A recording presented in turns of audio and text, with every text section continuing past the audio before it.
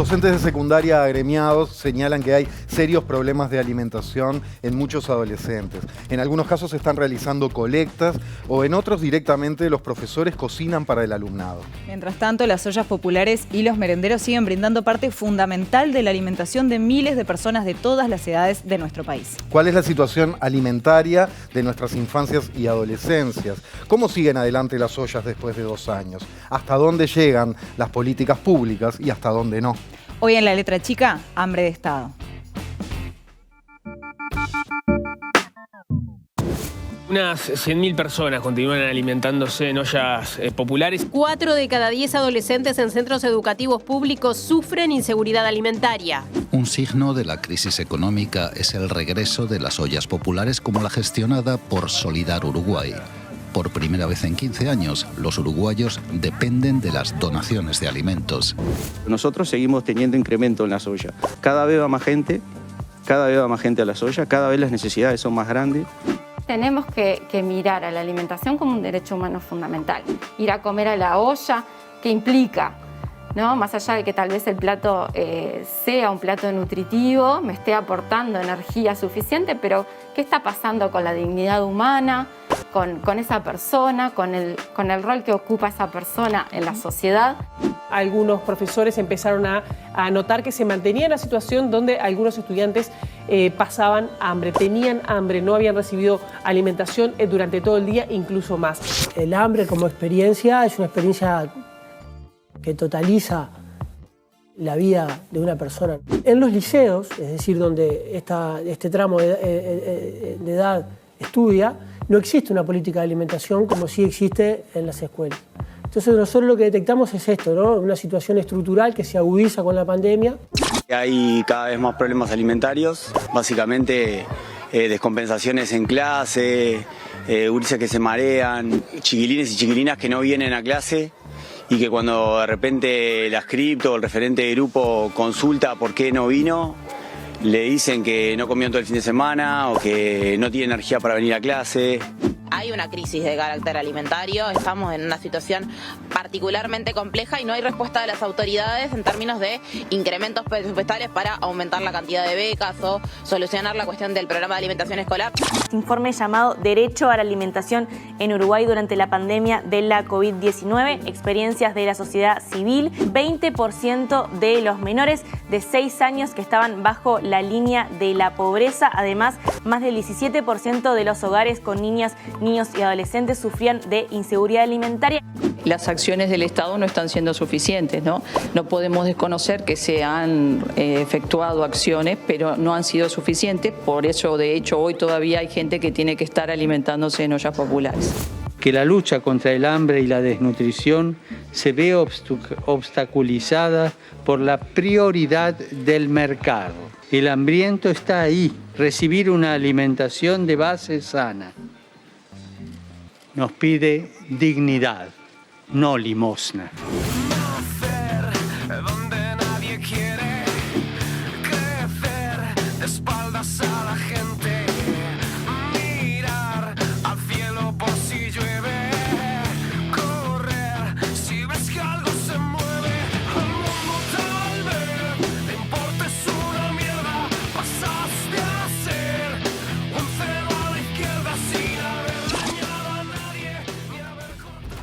¿Qué tal? ¿Cómo están? Muy pero muy buenas noches. 7 minutos pasan de las 9. Estamos en vivo en TV Ciudad, comenzando con La Letra Chica. Jorge Temponi, muy buenas noches. Maite Sarasola, ¿cómo estás? Muy bien.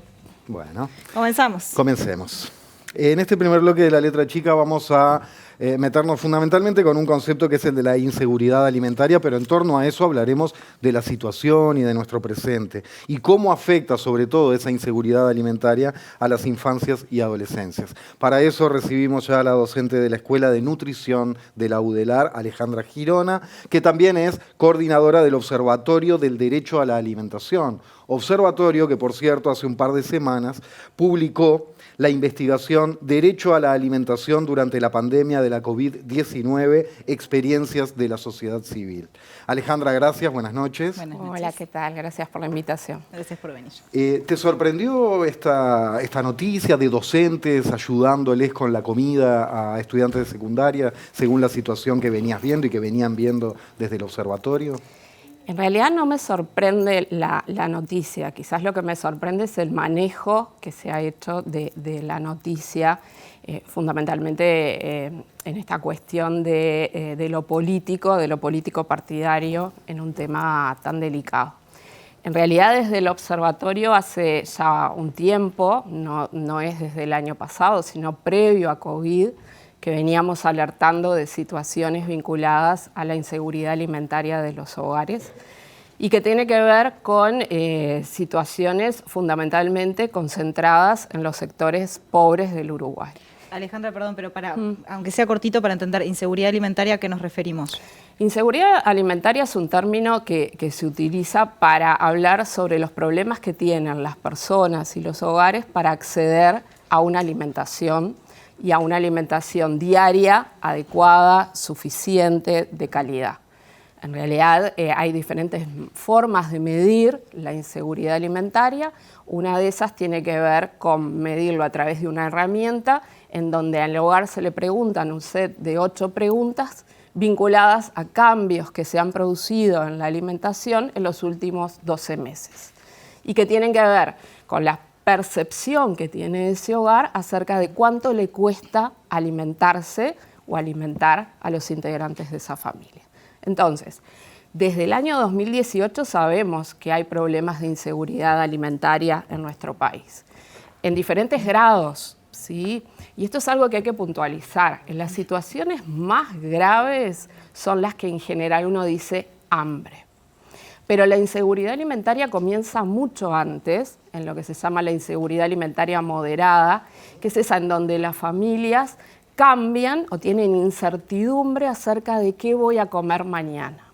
Y en donde empiezo a hacer cambios en la calidad de los alimentos que compro y que consumo. ¿Puede pasar que se saltee igual alguna comida ahí? Puede ser que empiece a saltear comidas, ¿sí? Y en las situaciones más extremas, en las más graves, lo que sucede es que dejo de comer. Me faltan alimentos. ¿Tenemos cifras de cuántas personas en nuestro país están en esas dos situaciones? En realidad, en nuestro país sucede, y esto también, ¿no? Es un llamado de atención.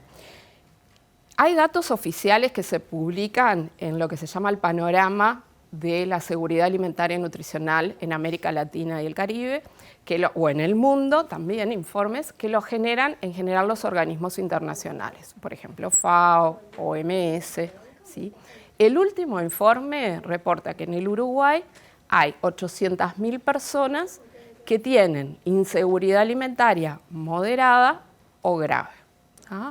Ese es el único dato oficial que tenemos a nivel de lo que pasa en el país. Luego lo que tenemos son pequeñas fotografías, ¿sí?, que muestran situaciones vinculadas a algún grupo etario. Por ejemplo, en las últimas semanas se ha hablado mucho de lo que ocurre en la adolescencia. Entonces, allí los datos lo que muestran es que en Montevideo, en una muestra que se realizó, que la hizo la universidad, así rondaba el 24% de inseguridad moderada o grave, ¿sí? El problema, además de que es una cifra importante, cuando uno observa qué es lo que pasa en los adolescentes escolarizados en centros educativos públicos y privados, hay diferencias importantes. Y por supuesto que en los adolescentes escolarizados en centros educativos públicos, la inseguridad alimentaria aumenta. ¿Y en las zonas de Montevideo, si uno mira según las zonas geográficas de barrios, también se ve una diferencia? Y en general, aquellos centros educativos en donde a nivel de Montevideo aumentan la pobreza, por supuesto que eso es esperado que ocurra, que hay mayor inseguridad alimentaria. Cuando metimos un par de preguntas, vos venías hilando con que venían advirtiendo esto desde antes. No sé si te quedó algo por redondear de ahí. No, en realidad es eso, ¿no? Que en el 2018 teníamos en el primer tercil de la población, ahí ya hablábamos de que teníamos entre la inseguridad leve, moderada y grave, más del 50% de niños menores de 4 años vivían en hogares con inseguridad alimentaria. Luego, la pandemia obviamente lo que hace es visibilizar mucho más los problemas de alimentación. Claro. Sí, como en el mundo, que o sea, las brechas de desigualdad en todo sentido aumentaron. Hablabas de previo al COVID, según los últimos datos de anemia previos al COVID, se ubicaba Uruguay con un 27% de gurises de menos de 2 años padeciéndola. ¿Cómo estamos hoy? Esto ha incrementado con esta cuestión de inseguridad alimentaria y ¿por qué es importante, por ejemplo, hablar de anemia en chiquilines y chiquilinas menores de 2 años? Bien. En realidad el último dato que tenemos es previo a COVID y hablaba de niños menores de 2 años por deficiencia de hierro, que es este hierro que obtenemos a través de los alimentos. Un 27% de los niños menores de 24 meses presentaban anemia, ¿no? Y un 11% retraso del crecimiento, que estamos hablando de desnutrición. Eso es una cifra importante, ¿sí? ¿Por qué importa? Porque hay determinados nutrientes que obtenemos, justamente que les llamamos esenciales, que los obtenemos a partir de los alimentos.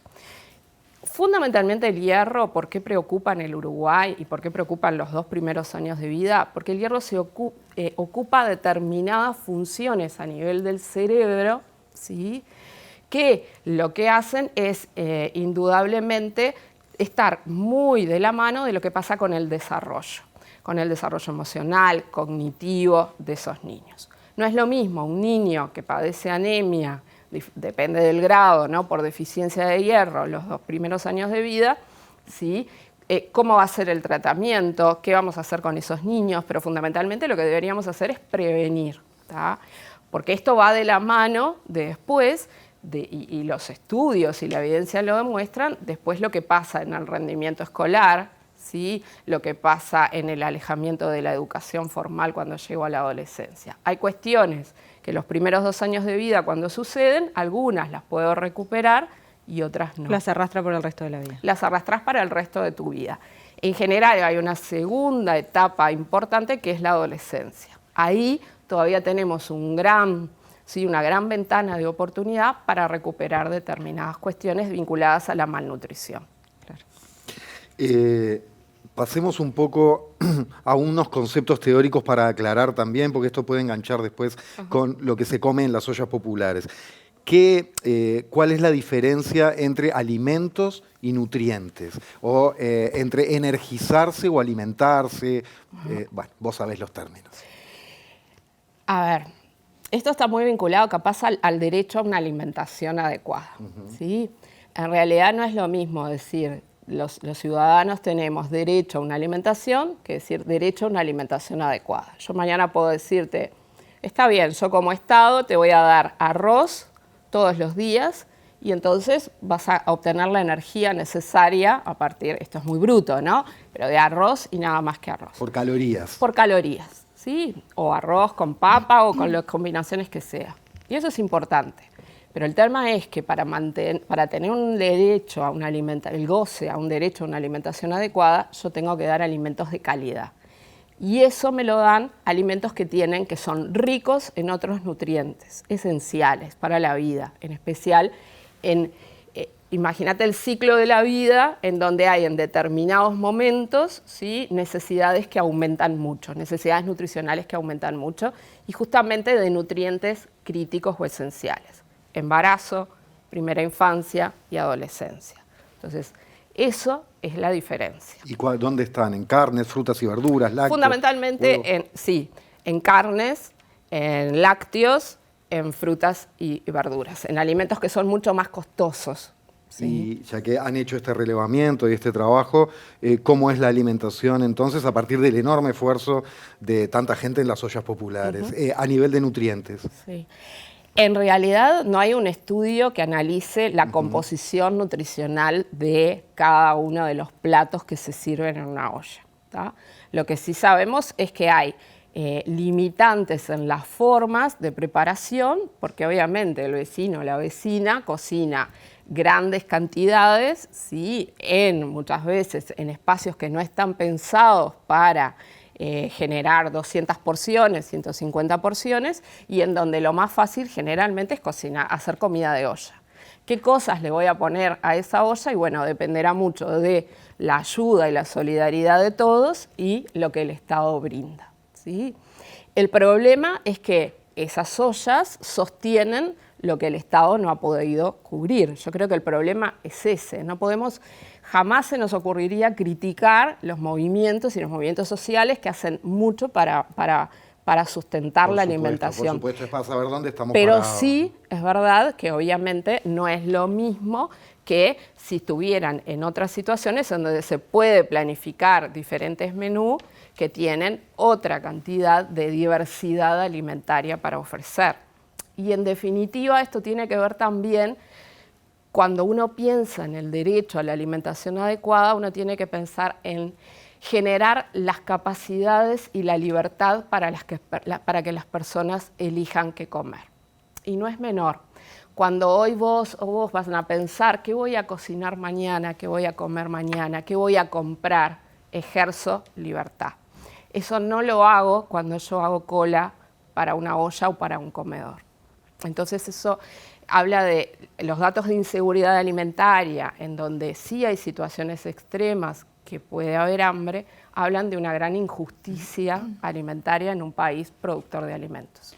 En ese sentido, acá la producción acota un dato que tenemos comida para alimentar a 30 millones de personas en Uruguay y sin embargo estamos hablando de desnutrición severa. Es un dato paradójico que se da también a nivel mundial. ¿Por qué es que pasa esto, este gran nivel de desigualdad que existe entre lo que producimos y lo que se consume acá y la gente que no accede directamente? Sí, en realidad cuando uno habla de seguridad alimentaria y nutricional, uno puede decir, bueno, en el país será que no producimos, que no tenemos alimentos disponibles, y la respuesta es que no, que hay disponibilidad de alimentos, que producimos alimentos. O sea que por esa pata de esa dimensión de la seguridad alimentaria no estaría siendo un problema. El tema es cómo se Comida hay. Después uno diría, bueno, tenemos problemas en el acceso, tenemos montañas, grandes ríos que nos impiden llegar físicamente al alimento. Eso no existe en el Uruguay tampoco, ¿sí? El tercer elemento es decir, bueno, lo que pasa es que los ingresos son diferentes, la concentración de la pobreza y la riqueza es diferente y por lo tanto, quien tiene dinero puede comprar alimentos y el que no los puede comprar, ¿no? Entonces, el gran problema en el Uruguay tiene que ver con el acceso y eso tiene que ver con los ingresos de las familias, con el empleo, con el desempleo, con cuestiones mucho más estructurales en el Uruguay que el simple pensamiento de decir, bueno, están de vivos y entonces van a una olla a comer porque es más fácil. Claro. Y con los precios, ¿no? ¿O es un con mito? Los precios. Creo que es verdad, cualquiera que viaje un poco y vea los precios de los alimentos en otros países, en la relación ingresos-alimentos es carísimo Uruguay comer. Sí. En general, lo que estamos haciendo, compañeros del Departamento de Nutrición Poblacional, de Nutrición, están evaluando el costo de una alimentación, pero el costo de la alimentación basada en las recomendaciones del Ministerio de Salud Pública. Es decir, si a mí hay un Ministerio de Salud Pública que me dice que debo consumir diariamente leche, carne, vegetales, frutas, etcétera, etcétera, etcétera, para lograr salud y bienestar, bueno, ¿eso cuánto cuesta? Y en realidad, bueno, con algunas fluctuaciones, el último dato de abril anda alrededor o aproximadamente los 8.200 pesos por persona, sin contar combustible, ¿tá? Eso habría que después pensarlo en un hogar, ¿no? Estoy hablando por persona, eso es lo que estaría costando alimentarse saludablemente. Alejandra, en el informe, en las conclusiones, ustedes dicen no se debería romantizar estas acciones, hablando de las acciones de la sociedad civil, ¿no? Ya que las organizaciones han tomado una responsabilidad que corresponde al Estado. Entonces, volviendo un poco a lo que decías de la importancia del rol del Estado, destacabas la libertad de poder elegir lo que una quiere comer. ¿Qué tipo de políticas públicas se pueden implementar en este sentido? Pienso, no sé, por ejemplo, transferencias monetarias o ¿qué se puede hacer en ese sentido? ¿Qué se podría? En realidad hay un montón de baterías que tienen que ver con ir... yo puedo tomar dos caminos, ¿no? En el tema de alimentación. Yo puedo decir, bueno, voy a actuar sobre las consecuencias de la pobreza, porque esto está muy ligado a la pobreza, la desnutrición, la anemia, lo que ustedes nombraban, y entonces trato de mejorar algunos indicadores, mortalidad infantil, desnutrición, etcétera, etcétera. Pero yo lo que tengo que saber que si elijo ese camino, cualquier crisis, cualquier factor que yo no puedo manejar, por ejemplo COVID, me va a tirar abajo lo que yo venía mejorando, ¿sí? Entonces, si yo no voy a la raíz del problema, que tiene que ver el combatir la pobreza, la desigualdad, entonces nunca van a ser respuestas a largo plazo. Eso por un lado. Lo segundo que yo debería pensar es, bueno, hoy tengo este problema, que no tiene que ser el debate de no existe el hambre o existe el hambre. Tiene que ver, tengo este problema. Si estos datos no me convencen, invierto en investigación y genero nuevos datos. Eso es lo primero. Sobre el hambre, la inseguridad alimentaria o lo que sea. Si no me están convenciendo los datos que me están mostrando. Entonces, hay que invertir en investigación. Lo segundo es decir, bueno, tengo este problema, ¿cómo lo voy a solucionar? Y en una visión de sistema alimentario. ¿Qué quiere decir? Empezar a discutir qué producimos, cómo distribuimos esos alimentos que producimos, ¿sí? Cómo mejoro ingresos, ¿sí? Cómo genero capacidades en las familias para mejorar la situación alimentaria. No, perdona, No. quedaste así. No. Eso, simplemente creo que hoy es el momento de, está el problema en la agenda pública, entonces empecemos a pensar en las cosas que se hacen bien, porque no podemos decir que tenemos un ausente, un Estado que no ha hecho nada, pero pensemos que no es suficiente. Entonces hay academia, hay actores sociales que hay que empezar a escuchar, gobernanza, generar espacios realmente de gobernanza y participación, porque lo que han hecho los vecinos, los compañeros en las ollas, hay que escucharlos, hay que aprender de ellos. Entonces, hay academia potente que puede realmente pensar en buscar soluciones. Pero es el momento de que todos, ¿no?, quienes dirigen el país lo hagan. Alejandra Girona, gracias. Muchísimas gracias. No, y bueno, gracias. Alejandra destacaba la importancia de la alimentación en la adolescencia y en el próximo bloque justamente vamos a estar hablando del tema liceos. Ya venimos. Quédate sentada.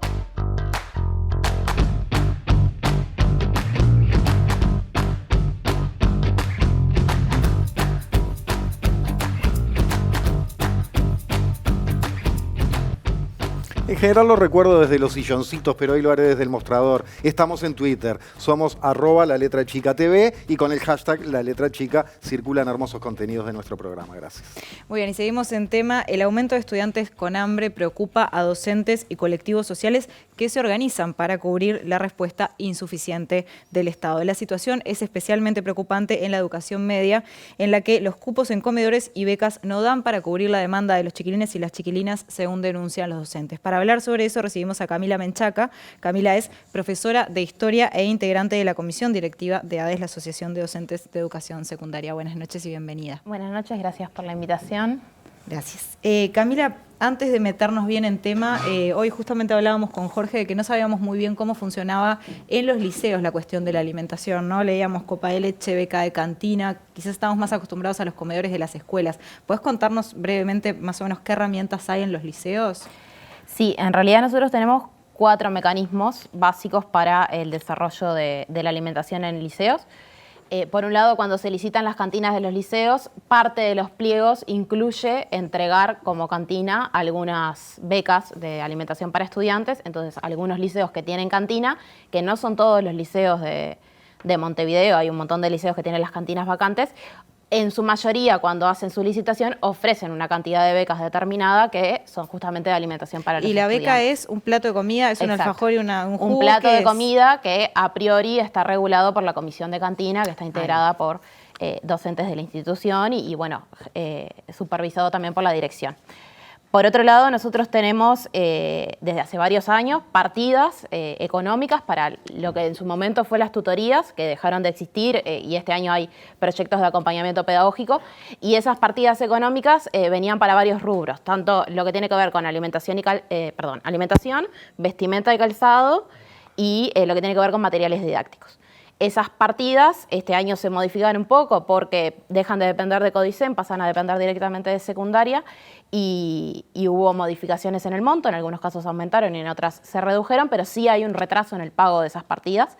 La administración sobre fines de abril publica que había un retraso producto de este cambio en la gestión y estamos en junio y todavía no se han pagado en varios liceos. Y con ese rubro se cubría comprar refuerzos, pizza o tarta de fiambre o lo que fuera. No está presente actualmente. Para estudiantes, exacto, está retrasado.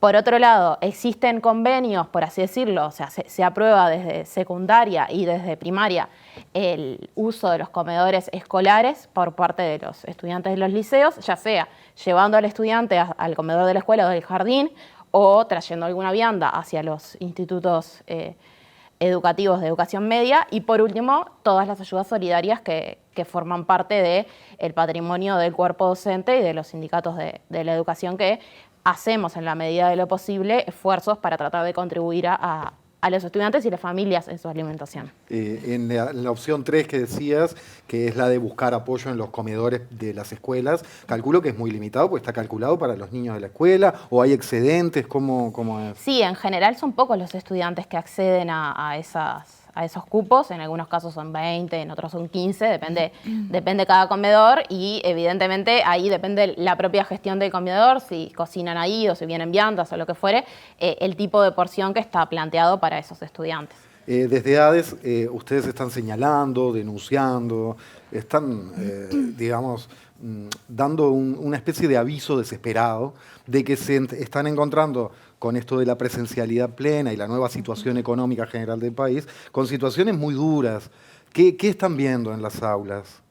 Sí, nosotros... En esta materia, me refiero al hambre, ¿no? Sí, encontramos que los estudiantes y sus familias están en situaciones cada vez más complejas y desde las instituciones tenemos cada vez menos recursos para intentar ayudar a mejorar esta situación.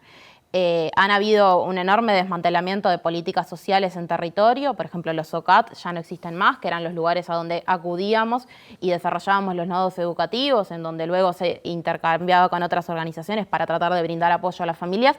Eso se desmanteló por parte del Ministerio de Educación, y ahora cuando de Desarrollo por ejemplo, Social. Hablando de eso en territorio, que es algo que se vino repitiendo toda la semana en la letra, ¿no? Cuando se hablaba de violencia, hablábamos de la importancia de el estar en territorio. Cuando hablábamos de salud mental, hablábamos de la importancia de estar en territorio, y ahora vos mencionás lo de los SOCAT, que permitía, ¿no?, esa vinculación interinstitucional de acceder a diferentes herramientas que brinda el Estado. ¿Cómo hacen ahora que no están? Lo que se puede.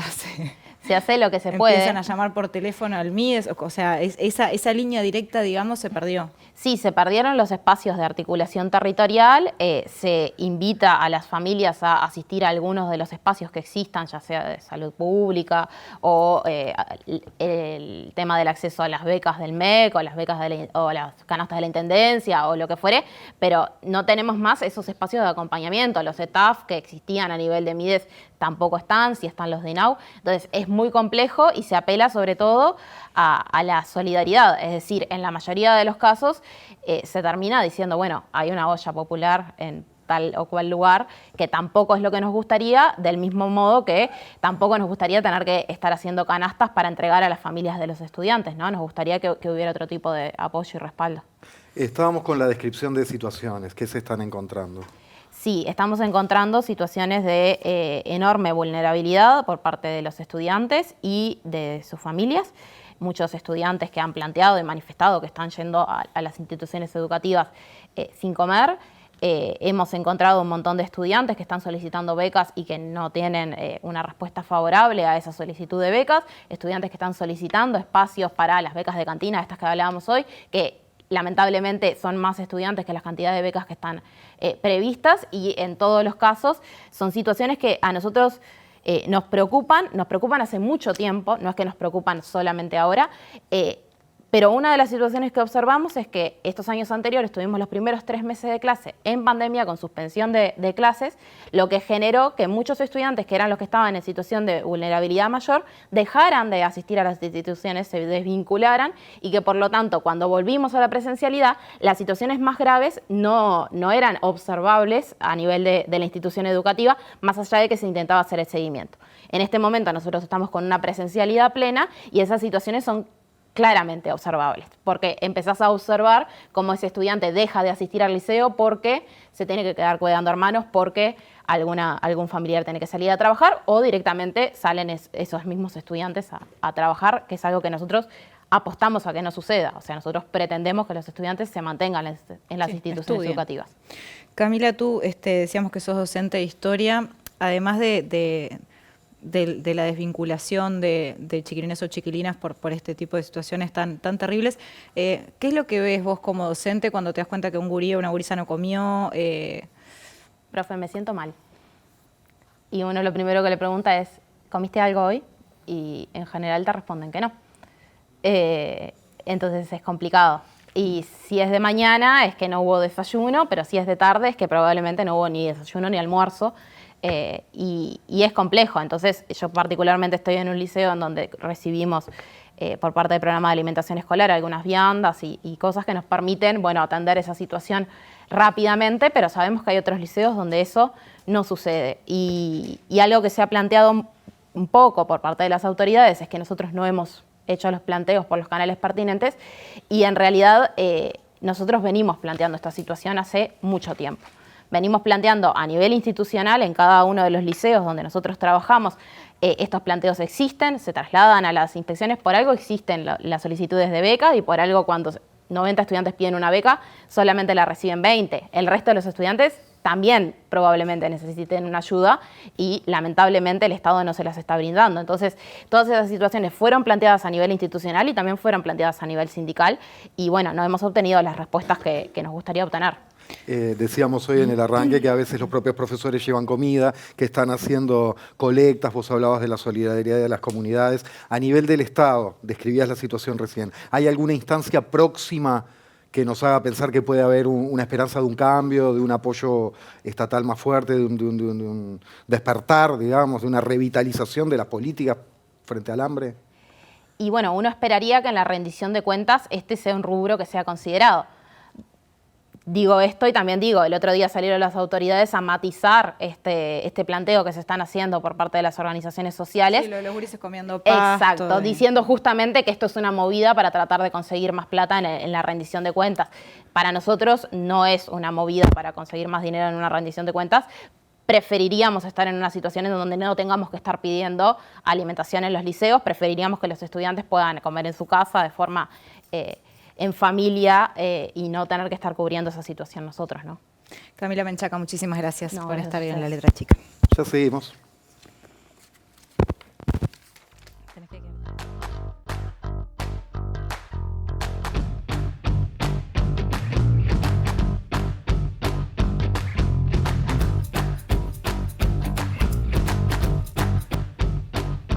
41 minutos pasan de las 9 de la noche y nos metemos en el tercer bloque de La Letra Chica en este programa Hambre de Estado.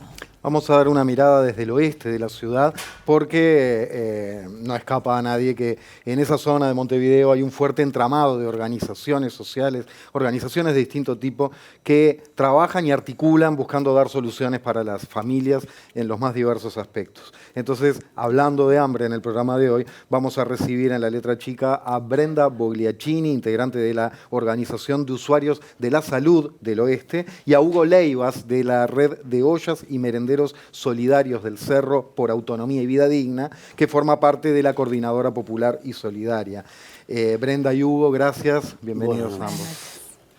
¿En qué momento estamos en este proceso de ya más de 2 años de ollas, de situación alimentaria absolutamente precaria en nuestro país?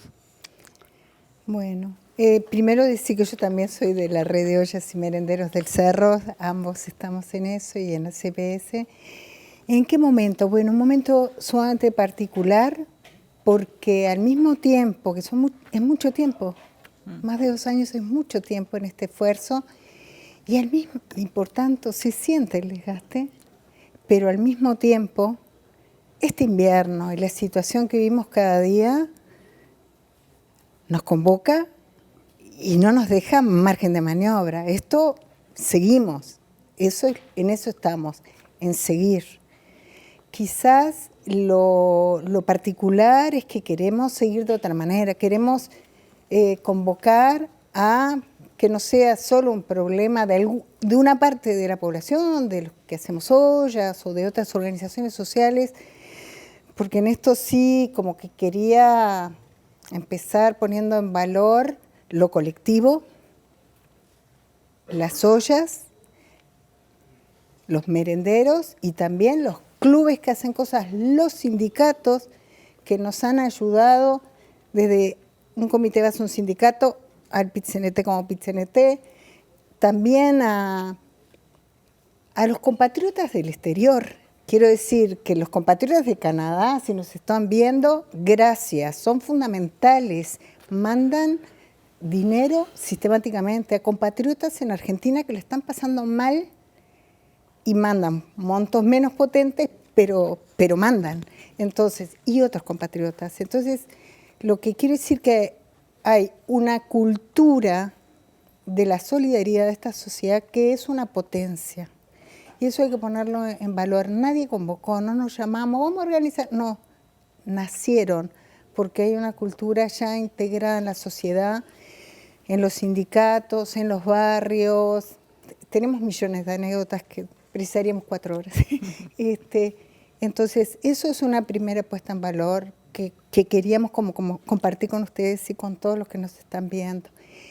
Y el segundo aspecto es que esta vez hubo una vuelta de tuerca. ¿Esta vez en qué sentido? En 2002-2003 hubo crisis y hubo ollas. También hubo en el cerro y en todos lados. Pero de esa experiencia dijimos, ¿qué quedó? ¿Qué quedó? Más allá que siempre queda algo. Pero acá dijimos, tiene que quedar más. Tenemos que hacer un proceso que sea mayor. Y bueno, inventamos las redes, que nacen naturalmente también en cierta medida, que es ayudarse, organizarse, pero generar disciplina en el sentido de nos juntamos todos, en nuestro caso hoy los lunes, antes eran los martes, todos los lunes, y tienen que venir todos. Y así nacieron las redes y luego nació la Coordinadora Popular y Solidaria Ollas por Vida Digna, que hoy somos 13 redes, Montevideo, zona metropolitana, más la red de Durazno, más otros vínculos que tenemos.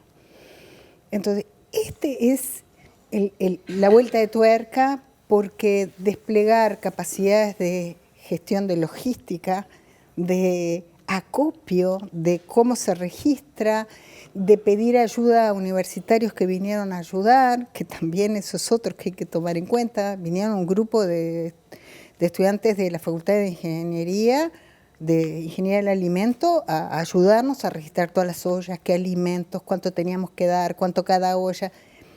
O sea, este acumulado de capacidades es un enriquecimiento que hoy contamos. Hugo, Brenda hablaba un poco del cansancio, ¿no? Después de estos 2 años, pero la necesidad también de seguir, porque la gente sigue necesitando y va a seguir apareciendo y tocando esa puerta, obviamente.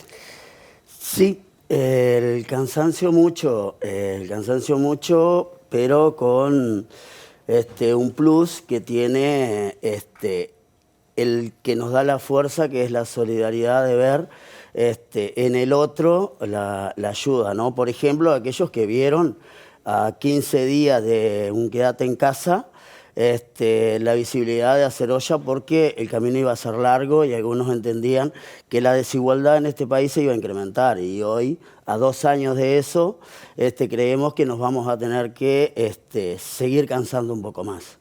Entonces, ante eso, un dolor muy grande, ¿no? En un país agricultor, ganadero, tener que comer gallina 2 años seguidos, a causa de una política de Estado que en esto nos deja abandonado a muchos, aquellos monotributistas que teníamos y veníamos mal, de un quedarte en casa a quedarse en esa, aquel que vendía un caramelo en el ómnibus, que hoy vuelve, porque después empezamos a andar, pero hoy en la olla que yo estoy hay muchos de los que venden los ómnibus que van a levantar porque no tienen la posibilidad del ingreso de vender en el ómnibus, entonces tienen que ir porque ahí achica las posibilidades. Al jubilado de la esquina, que no le da por la garrafa con el gas que hoy sale más caro, a poder ir, que también de vez en cuando aparece. Entonces esa solidaridad sí es un cansancio, es un desgaste enorme.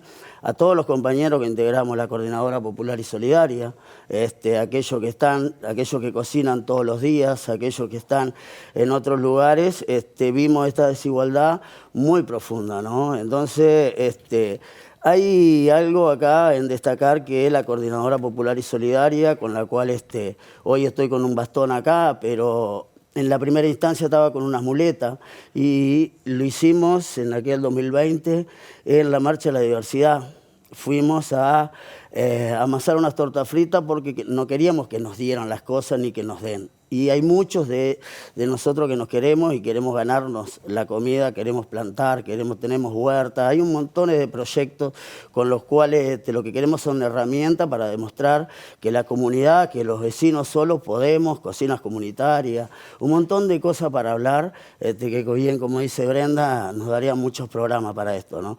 Pero hoy nos atañe acá, desde justamente esto del hambre del Estado, tener presente que, por ejemplo, ayer, en la UTU del Cerro, una de nuestras ollas que pertenece a la red del Cerro, cocina al lado de la UTU, donde en Carlos María Ramírez hubo un problema hace un tiempo atrás, justamente con la policía, estas cosas violentas que están pasando hoy en día, y también ahí en esas asambleas que se arman para poder ver y defenderse de la violencia, de las cosas que suceden, que también se vio la violencia en el hambre de algunos alumnos, lo están tocando el tema hoy, y eso hace de que esta olla está, y ayer tengo ahí justo la información de que se va a tener que incrementar otra olla la semana que viene, el día martes, porque esta olla no dio, y bueno.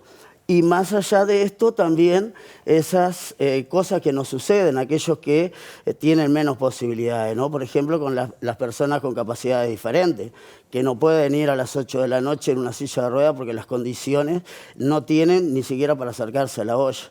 Hoy también nuestra red está apoyando y llevándole a esa gente que no puede salir de sus casas. Y bueno, y me parece que esto ya hay un nombre más, ya hay otras personas que también lo necesitan.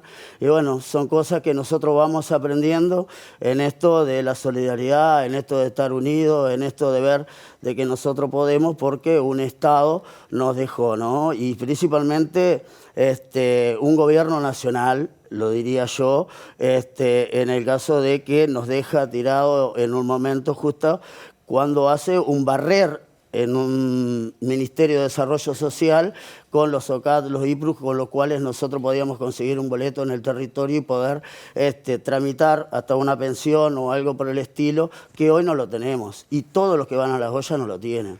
El incremento, por ejemplo, que se habla ahora de tarjetas del MIDE que nos dan, yo soy uno. Yo tengo una hija menor a cargo, vivo con 2 hijas, una de ellas menor. Justamente la otra tuvo que dejar de estudiar para poder trabajar. Y estas cosas son las que nos está pasando a toda la sociedad, ¿no? Entonces, justamente hoy nos entregan una tarjeta, pero nos recortan la canasta física que nos daban. Y con esta tarjeta y los pocos pesos que nos dan, no nos dan ni para comprar las cosas que tenemos. Y estas realidades son las cuales uno después tiene que enfrentar. Y bueno, si el cansancio es continuar, nos paramos desde el lado como trabajador gastronómico que soy, y bueno, dando la mano en las redes, dando la mano en la coordinadora y proyectando hacia adelante de que realmente no queremos comer en nuestras casas y ver de qué manera. Para cerrar brevemente, sé que para este futuro, digo este futuro porque ya vemos que esto sigue, ¿están pensando en nuevas coordinaciones, en una mesa? ¿Qué propuestas están amasando? Exactamente, porque de alguna manera lo que estamos queriendo afirmar desde la vida, desde la práctica cotidiana, es que hay hambre, que hay necesidades de alimentación, pero que hay una crisis social, porque nosotros... acá se puede hablar de hambre aparte, de que no hay trabajo, que no hay ingresos, que no hay... Todo eso que está abajo de esa punta del iceberg, que es el hambre, ¿no? Eso lo vivimos. Entonces, es más, yo una anécdota que quería como compartir. El otro día una de nuestras referentes, Fabiana de Olla Trócolis, que es una cra total joven, reparte, tiene una enorme dignidad para cocinar, cocina muy bien. Y no le alcanzó la comida para la gente. Y eso le dio mucho sufrimiento. Entonces, esa situación, lo que nosotros queremos es como decir, el Estado y sobre todo el Gobierno Nacional, porque queremos decir que vamos a empezar el lunes un curso de panadería y bizcochería por el programa de la Intendencia que nos salió, y son cosas que hacemos y que logramos. ¿Cuál es la propuesta? Y acá es una propuesta que nace desde usuarios de salud y que se compartió con la red de ollas y merenderos del Cerro, y ahora es tema de discusión del plenario del viernes de la coordinadora. Es bueno, una mesa sobre el problema de la alimentación, sobre el problema del hambre, y estamos invitando a los actores de la universidad, o sea, no solo las ollas, sino a clubes, a vecinos, a la universidad en pleno. Va a estar el Apex del Cerro, pero estamos invitando, van a estar Alejandra y todo ese equipo de nutricionistas, porque para nosotros este es un problema de la sociedad. Nosotros no podemos ser la política social, las ollas no pueden ser, no respondemos a las necesidades, no respondemos a los problemas, realmente no tenemos capacidad de eso es una responsabilidad del gobierno, pero sí reivindicamos que la comunidad tiene para hacer. Como nosotros hemos hecho, la comunidad tiene para hacer también. Queremos movilizar para hablar de esto y que sea un problema nacional, que sea un problema de la sociedad del hambre y los problemas, que se meta la universidad, que se metan los sindicatos, todo el mundo, que haya iniciativas desde la comunidad, porque la comunidad puede mejorar las políticas sociales, nunca sustituirlas. La dimensión del problema exige política social de gobierno. Viene una rendición de cuentas, pero antes de la rendición de cuentas, en lo inmediato decimos, en secundaria, en UTUS, comedores ya para la emergencia. Después se ve el problema de fondo, o sea, algo de emergencia y problema de fondo, así como la soya, estamos en la esquina del auto del Cerro. Bueno, eso estamos haciendo nosotros. Por favor, que haya políticas de ANEP para esa situación de la dimensión que requiere.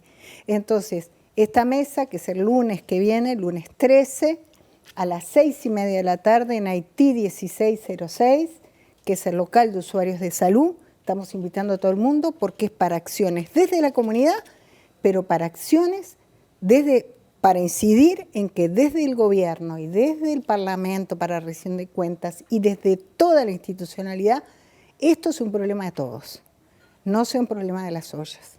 Nosotros vamos a seguir haciéndonos cargo de lo que nos hacemos, pero es un problema de todos. Esta es la propuesta, este es el comienzo.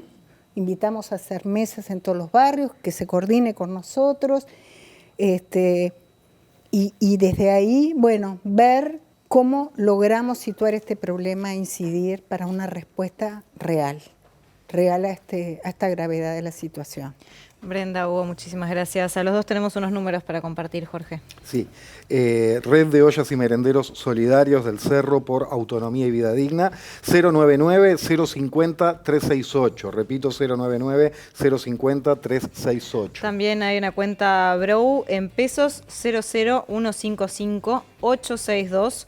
300014, capaz que lo ponemos en Twitter.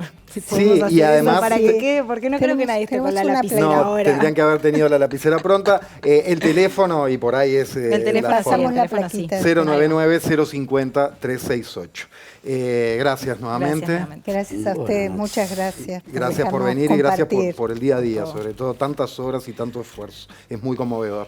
Ya se viene la NBA en vivo a la pantalla de TV Ciudad, tercera final, están 1-1. Y nosotros nos volvemos a encontrar la semana que viene, el lunes a las 21 horas, en vivo por TV Ciudad. Gracias por acompañarnos.